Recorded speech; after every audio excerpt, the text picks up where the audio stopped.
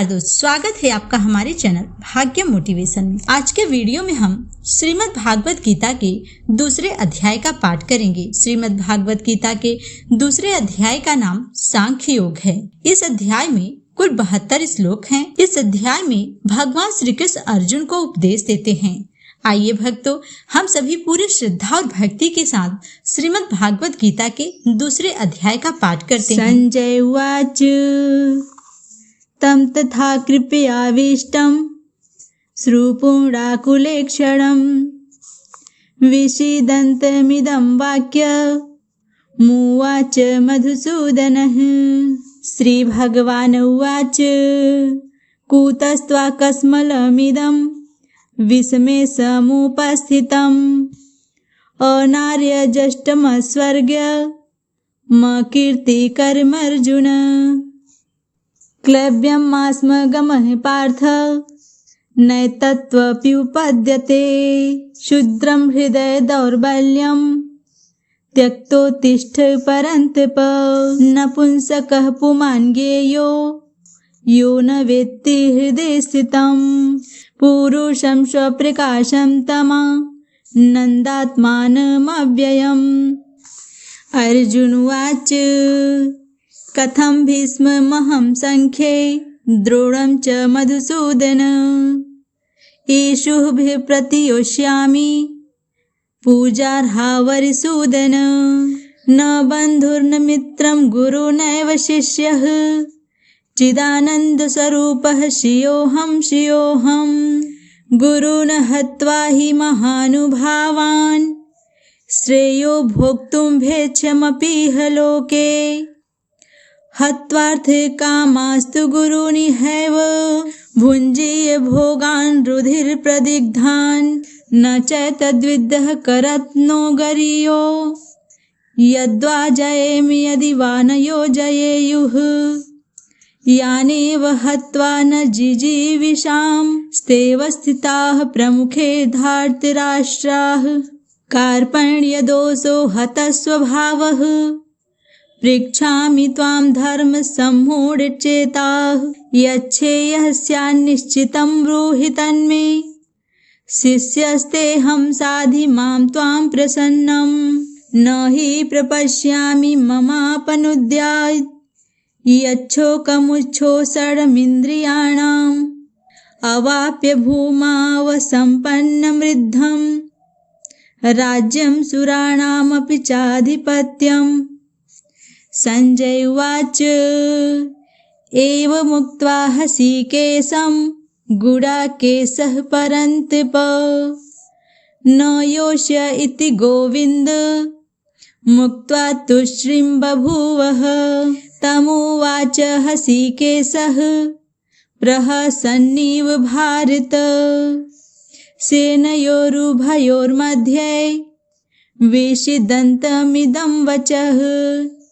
श्रीभगवान् उवाच अशोच्यान्वशोचस्त्वं प्रज्ञावादांश्च भाषसे।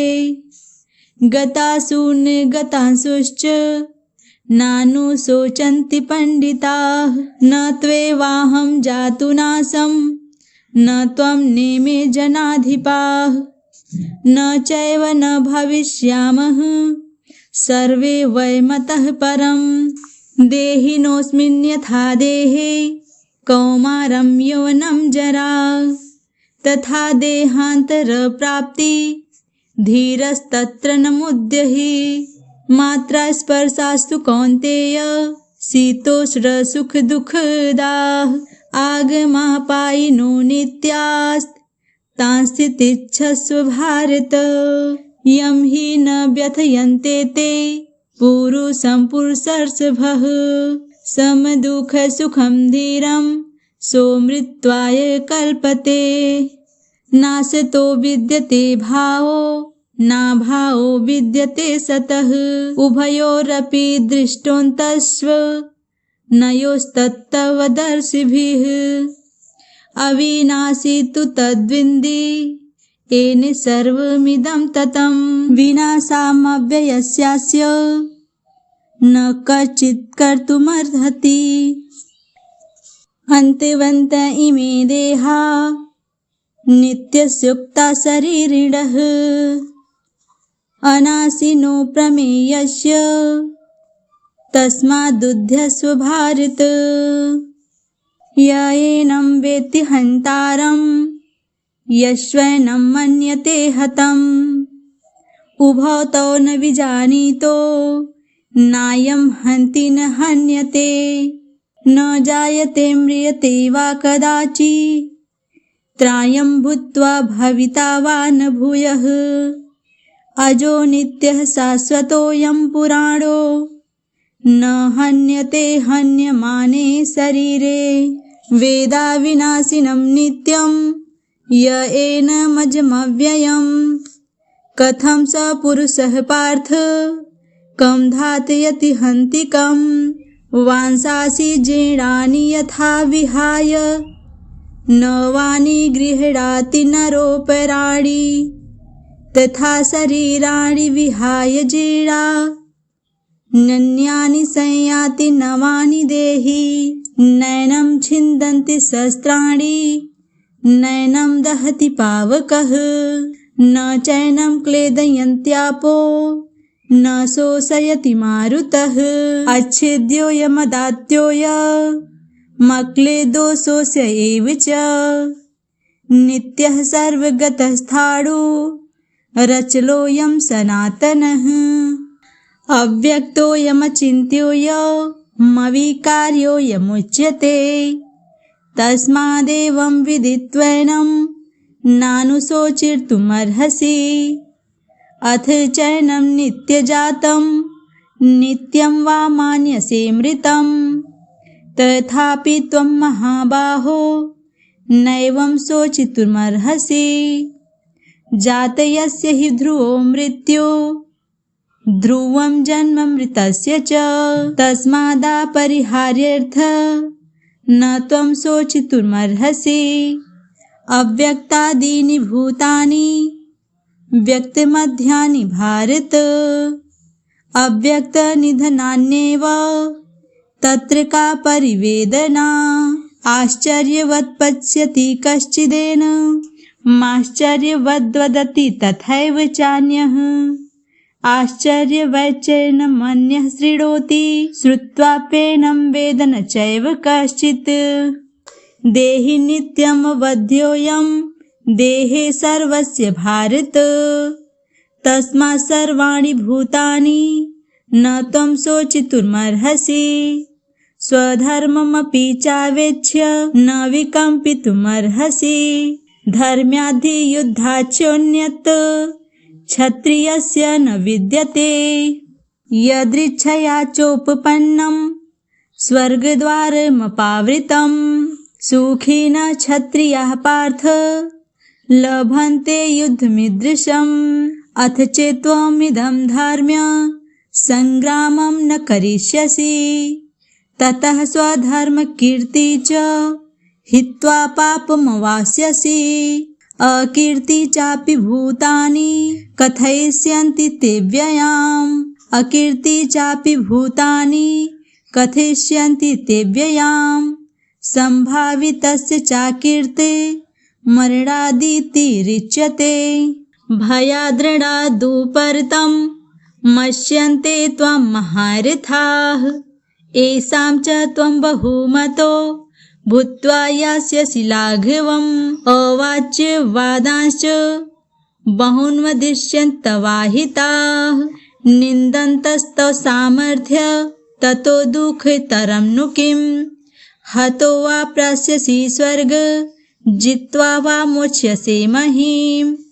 तस्मादुष्ठित कौन्तेय युद्धाय कृतनिश्चयः सुख दुःखे समे कृत्वा लाभालाभो जयाजयो ततो युद्धाय युज्यस्व नैवं पापो वास्यसि एषा ते विहिता सांख्ये बुद्धियोर्गे त्विमां शृणु बुद्ध्या युक्तो यया पार्थ कर्मबन्धनं प्रहास्यसि नेहाभिक्रमनाशोऽस्ति प्रत्यवायो न विद्यते स्वल्पमव्यस्य धर्मस्य त्रायते महतो भयात् व्यवसायात्मिका बुद्धि रेकेह कुरु नन्दन रेकेह कुरु नन्दन बहुशाखाहानन्ताश्च बुद्धयो व्यवसायिनां यामिमां पुष्पितां वाचं प्रवदन्त्यविपस्वितः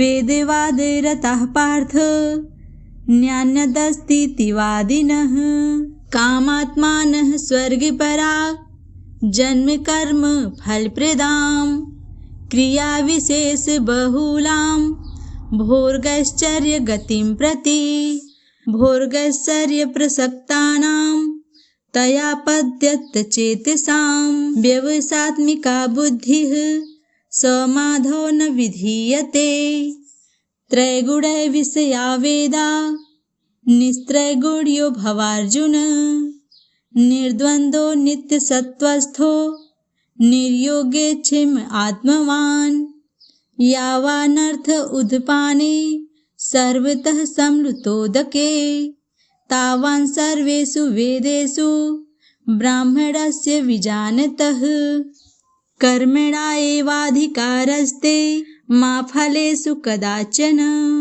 मा कर्मफलहेतुर्भूर्मा ते सङ्गोऽस्त्वकर्मणि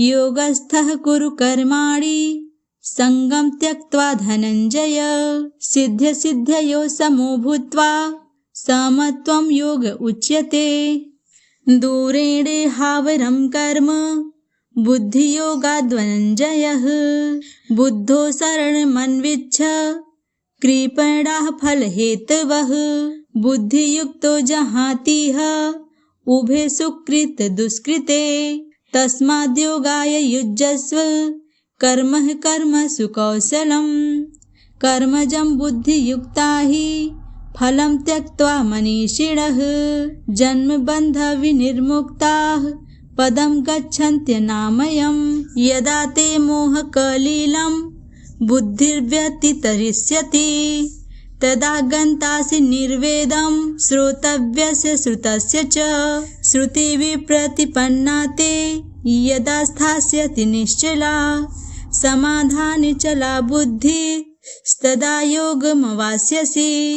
अर्जुन उवाच स्थितिप्रज्ञस्य का भाषा समाधिस्थस्य केशव स्थितिः किं प्रभाषेत किमासीत् व्रजेत किम्। श्रीभगवान् उवाच प्रजहाति यदा कर्मान् सर्वान् पार्थिवमनोगतान् आत्मन्येवात्मना तुष्टः स्थितप्रज्ञस्तदोच्यते दुःखेष्वनुद्विग्नमनाः सुखेषु विगतस्पृशः वीतरागभयक्रोधः स्थितधीर्मुनिरुच्यते यः सर्वत्रानिभिस्नेहात् तत्प्राप्य शुभाशुभं नाभिदन्तति न देष्टि तस्य प्रज्ञा प्रतिष्ठिता यदा संहरते चायं कुर्मुन्नानीव सर्वशः इन्द्रियाणीन्द्रियार्थेभ्यः तस्य प्रजा प्रतिष्ठिता यदा हंसरते चायं कुर्मुन्नानीव सर्वशः